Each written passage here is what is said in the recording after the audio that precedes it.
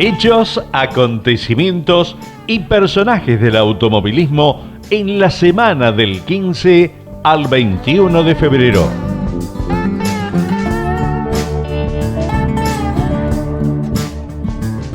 Año 1902, Oldsmobile publica el primer aviso comercial. Oldsmobile publicó su primer anuncio comercial en el programa Southern Evening Post. Ramson Olds no fue ajeno a las innovaciones en el campo de la publicidad. Un año antes había enviado a uno de sus ayudantes, Roy Chapin, en un viaje desde Detroit a Nueva York en un Olds Runabout del año 1901, con la cobertura de los diarios más importantes del país. A pesar de la ausencia de carreteras adecuadas, estaciones de servicio o talleres de reparación, 9 días y 1.280 kilómetros recorridos, Chapin llegaba al Hotel Waldorf Astoria. En un año, la empresa Olds aumentó sus ventas del modelo Runabouts de 425 a 2.500 unidades. Con la publicidad en periódicos, las ventas anuales saltarían otro 100% a 5.000 en el año 1904. Nos vamos al año 1982.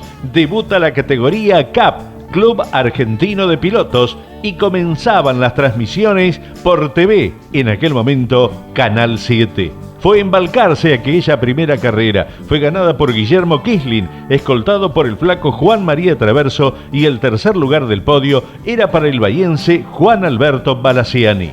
Desafiando el escepticismo de muchos y las críticas de otros, quedaba conformada la categoría Club Argentino de Pilotos, una monomarca con la Coupé Datsun 280 ZX de una potencia de 170 HP, con pequeñas reformas aerodinámicas desarrolladas por Tulio Crespi. Carlos Alberto Pairetti fue el manager. Se convocó a las principales protagonistas del momento, sumando a glorias del automovilismo argentino. El organigrama comprendía clasificación, 2 series y final para las carreras en autódromos. En tanto que si se realizaban en semipermanentes, solo había tanda clasificatoria y carrera. Ese primer campeonato fue de 21 fechas que se corrieron en 11 provincias diferentes. 17 autódromos fueron utilizados. Muchos hacía años que no recibían actividad de categorías nacionales, como el caso de Santa Rosa La Pampa y Rafaela. 53 pilotos compitieron ese año. Se presentó la categoría en 3 semipermanentes: Pergamino, Tandil y Potrero de los Funes. 4 competencias fueron televisadas, una gran novedad para el automovilismo argentino. El primer campeonato tuvo la definición apasionante. Los triunfos: Guillermo Kislin en 6 oportunidades, Rubén Di Palma 5, Carlos Garro 3, Osvaldo Cocho López, Néstor Jesús García Veiga y el flaco Juan María Traverso se alzaron con 2 triunfos. En tanto, Esteban Fernandino, Jorge Recalde, Roberto Pachilo, Ángel Monguzzi, Juan Alberto Balaciani lograban un triunfo. Algunos de los pilotos que corrieron aquel primer campeonato: Francisco Paco Mayorga, Mauricio García, Carlos Marinkovic, Ricardo Caíto Iglesias, Daniel Sancho, Alfredo Pisandelli, Juan Carlos Iglesias, José Faraoni, Roberto Moura, Carlos Pairetti, Carlos Ruiz, Gustavo del Campo, Miguel Ángel Guerra, Ernesto Besone, Francisco Alcuaz, Gerardo del Campo y Rodolfo Suaína. Estos sumaron puntos en 1982. El primer campeón fue Guillermo Kislin. Ernesto Tito Besone ganó los torneos 83, 84 y 88. Osvaldo Cocho López logró consecutivamente los torneos de 1985, 86 y 87. Rubén Bula ganaba los torneos 89 y 90. Hay que recordar que en el año 1988 se incorporaron a la categoría los Nissan 300 ZX. Nos vamos al 16 de febrero, año 1992. Mouras festejó con triunfo su cumpleaños. El Pato Morresi hacía debutar el Chivo Nuevo y Edgardo Loco Lavari lo seguía a Mouras para subir al segundo escalón del podio.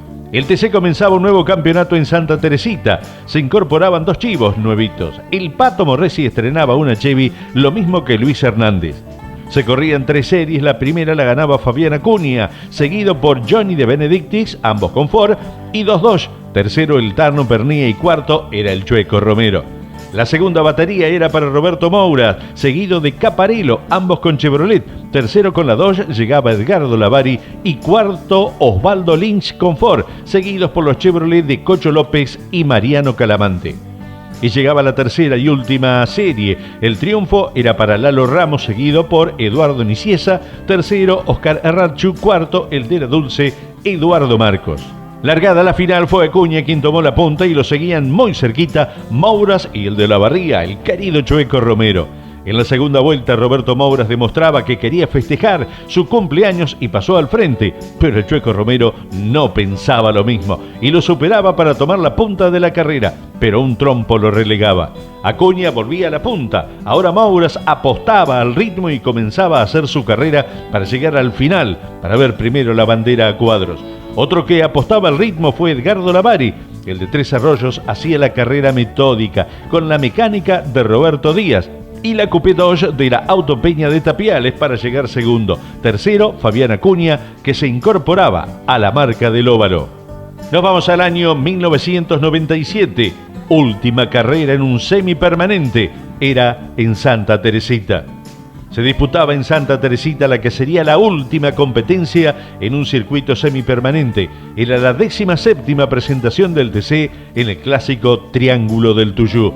El único que se mantenía después de la desgracia del Pato Morresi en 1994.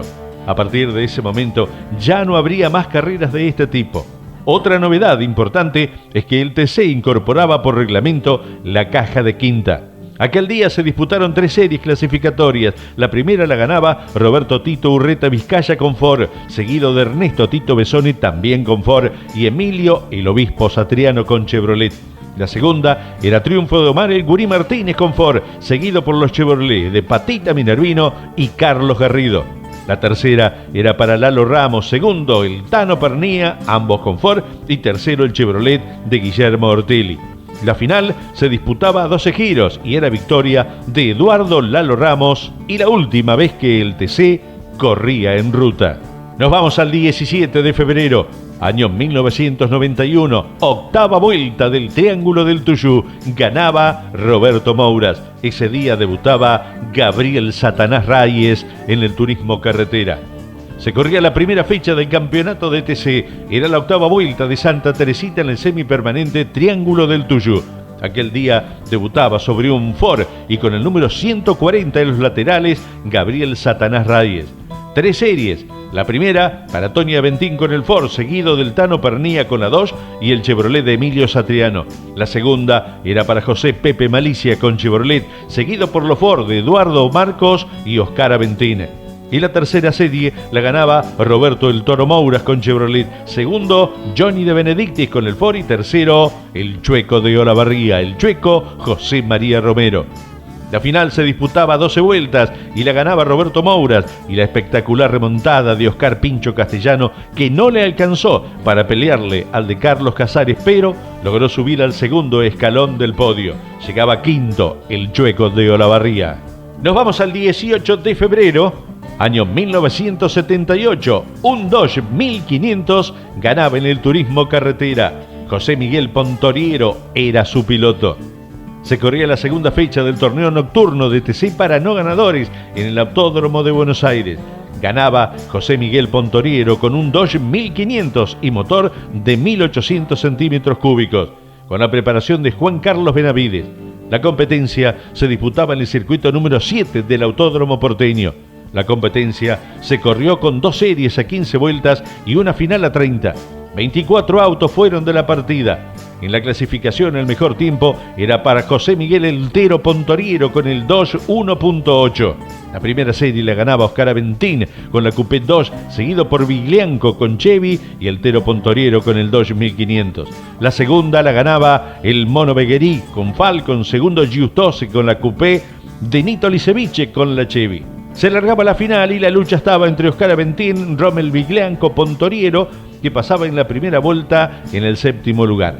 De a poco, el Tero comienza a escalar posiciones para alcanzar a Beguerí, que era el tercero. Al superar al Falcon, comienzan a tirar juntos y descontaban a la dupla puntera. En un descuido de Aventín, Viglianco lo supera en la horquilla, lo que permite a Pontoriero filtrarse y ser el nuevo segundo. En las rectas le costaba el Milky, pero en las curvas y la horquilla descontaba. Tardó entre 5 y 6 vueltas para pasar al Chevrolet de Viglianco. El lugar, nuevamente la horquilla, un lugar que Pontoriero hacía delicias. Faltando 8 vueltas, aparece la lluvia y los neumáticos slick no son lo mejor para ese piso. Nuevamente se le viene el Chevrolet, un rezagado hace el resto y Viglianco en el curbón toma la punta. Faltaba una vuelta. Pontoriero hace lo imposible por seguirlo. Parecía triunfo de Chevrolet, pero en la última curva pierde la Chevy y realiza un trompo.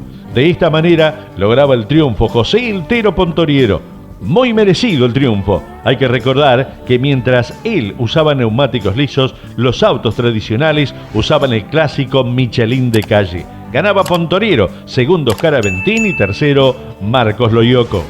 Nos vamos al 19 de febrero, año 1954. Nace el Ford Thunderbird, el T-Bird. Ese día, como prototipo, nacía el Ford Thunderbird.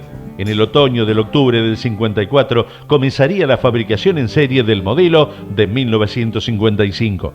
Construido en una fibra de vidrio con techo duro extraíble y un techo de lona que lo hacía convertible. Su motor, V8 y aspecto deportivo. El T-Bird era un auto inicialmente para fomentar la imagen de Ford frente al Corvette de la General Motors, que 2 años antes había respondido a las expectativas del público por los autos deportivos similares a los europeos. Una década más tarde, el Mustang llevaría la antorcha de los deportivos de la marca del óvalo. Nos vamos al 20 de febrero, año 1966. Segunda vuelta de Firmat era para los hermanos de Olavarría con La Galera. Se disputaba la primera fecha del torneo de 1966. Era la segunda vez que se disputaba la vuelta de Firmat. Se inscribían 45 participantes, pero tan solo 32 eran de la partida. Se debía recorrer 3 veces el circuito mixto de poco más de 152 kilómetros. La lucha por la punta duró tan solo una vuelta. La competencia se ponía en marcha a las 9 horas y los emilios iniciaban la competencia, abriendo el camino y de inmediato marcaron el ritmo de la competencia.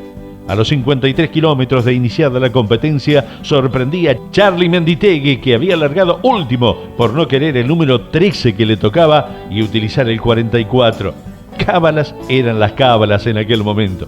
Después de cumplida la primera vuelta, los gringos de Olavarría ponían las cosas en su lugar, hacían la diferencia y después la administraban. Menditegui entendía que no tenía para correrlos y se aseguraba el segundo puesto. El pibe de Palma, el de Arrecifes, hacía su carrera y terminaba en el tercer lugar. 21 de febrero, año 1960, quinta vuelta de Olavarría. Era para los locales, para los gringos de Emiliosi. Se corría la quinta vuelta de Olavarría organizada por el Automoto Club de Olavarría en un trazado mixto de tierra y asfalto de 162 kilómetros que debían recorrer en 4 oportunidades. 38 participantes eran de la partida. Fue un mano a mano entre Juan Galvez y los gringos de Olavarría que se definía en la última vuelta. Lo más emocionante fue en la tercera, cuando los 3 que peleaban por la punta, Juan Galvez, Rolo de Álzaga y los hermanos Emiliosi, hacen una parada para reabastecerse en la estación de servicio Seminario. Juan es el más perjudicado, ya que nota una goma baja y tiene que cambiarla, mientras los Emiliosi y Álzaga lo hacen sin inconveniente. En tanto, en el ingreso a la cuarta y última vuelta, los aficionados enloquecen. Ahora los Emiliosi eran punteros por casi 3 minutos, pero Álzaga es el que les da pelea. Los aviones van y vuelven siguiendo a los punteros.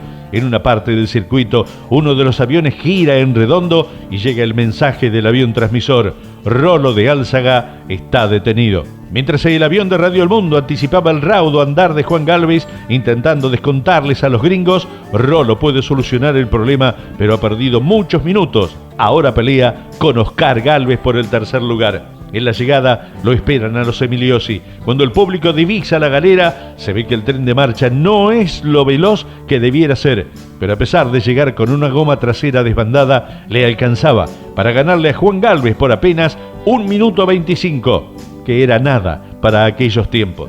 Ganaba Emiliosi, segundo Juan Galvez, tercero Oscar Galvez. Nos vamos al año 1965, primera vuelta de Firmat. se corría por primera vez la Vuelta de Firmat. Pasaran 58 años y la prueba era organizada por la Asociación de Automovilistas de Rosario, con la colaboración del Firmat Fútbol Club. Se debían recorrer 4 vueltas a un circuito mixto de poco más de 152 kilómetros. 39 pilotos registraban la inscripción, pero tan solo 24 eran de la partida. El día amanecía nublado y al momento del inicio de la carrera, la lluvia se hacía presente para darle un ingrediente más a la competencia. A las 7:30 se ponía en marcha la competencia y los primeros en partir eran Dante y Torcuato Emiliosi. A los 15 segundos salía Carlos Pairetti, que estrenaba el Baufer Chevrolet que le comprara a Larry. Después lo hacían Bordeu, Di Palma, Polinori, Cordonier, Manzano, Jorge Cupeiro con el Chevitú, Caparrós y Galbato. En el 13º lugar partió con el número 41 en sus puertas Carlos Menditegui. No usaba el 13 por cábala, que lo hacía por primera vez con el Ford F100. La primera vuelta corrida con lluvia y suelo barroso lo ganaba Carlos Pairetti, seguido por el pibe Di Palma, que utilizaba el motor cedido por Rubén Rux, ya que el sábado había tenido inconvenientes y tuvo que realizar el cambio de impulsor. Luego se ubicaban Emiliosi, Marinkovic, Jorge Cupeiro y Charlie Menditegui. El promedio del líder era de poco más de 177 kilómetros. Solo 17 autos cumplían con el primer recorrido. En la segunda vuelta desertaba Carlos Pairetti. La vuelta la ganaba Di Palma y subía el promedio a casi 180 kilómetros por hora. La lluvia ya no estaba presente y los caminos mejoraban. La tercera vuelta mostraba un Chevitú que se adaptaba mejor al piso con menos barro y a pesar de tener que luchar con inconveniente de frenos, lograba ganar la tercera vuelta a más de 190 kilómetros por hora. Les descontaba Di Palma, ahora estaba a 5 minutos del líder absoluto en la general y a poco más de 3 minutos de los gringos de Olavarría. En carrera quedaban tan solo 11 máquinas, pero el público, que en buena cantidad desafiando la lluvia, se prendía las radios para esperar el paso de los autos y la diferencia entre los punteros. ¿Podría Cupeiro una arremetida final para discutir la punta? ¿Qué haría Dante Emiliosi ahora con la galera, que viajaba a fondo sobre caminos casi sin barro? ¿O el pibe Di Palma lograría mantener la diferencia? Y fue así nomás. La última vuelta fue la arremetida final de los de Olavarría para quedarse con la prueba. A cada top descontaban. Un neumático pinchado lo privó Di Palma, tal vez, de ganar la competencia. El triunfo era para los hermanos Emiliosi, seguido por el ya mencionado Rubén Luis Di Palma, que terminó a 46 segundos. Tercero, a pesar de luchar con un problema de frenos, llegaba Jorge Cupeiro con el Chevitú. 9 autos vieron la bandera a cuadros. En la última vuelta, los gringos de Olavarría establecían el promedio más alto para una vuelta al superar los 191 kilómetros por hora. Ganaba Emiliosi, segundo Rubén Di Palma, tercero Jorge Cupeiro. Y en este caso vamos a hablar también de los premios que en aquellos momentos recibían quienes eran los ganadores y los posteriores clasificados. Dante Emiliosi se llevaba en aquel año 448.000 pesos, 400.000 por ganar la final, 4.000 por la primera vuelta y pasar en el tercer lugar, 7.000 en la segunda vuelta, 7.000 en la tercera, 10.000 en la cuarta y 20.000 por el récord de velocidad. El segundo, Luis Di Palma, se llevaba 271.000 pesos y Jorge Cupeiro 171.000.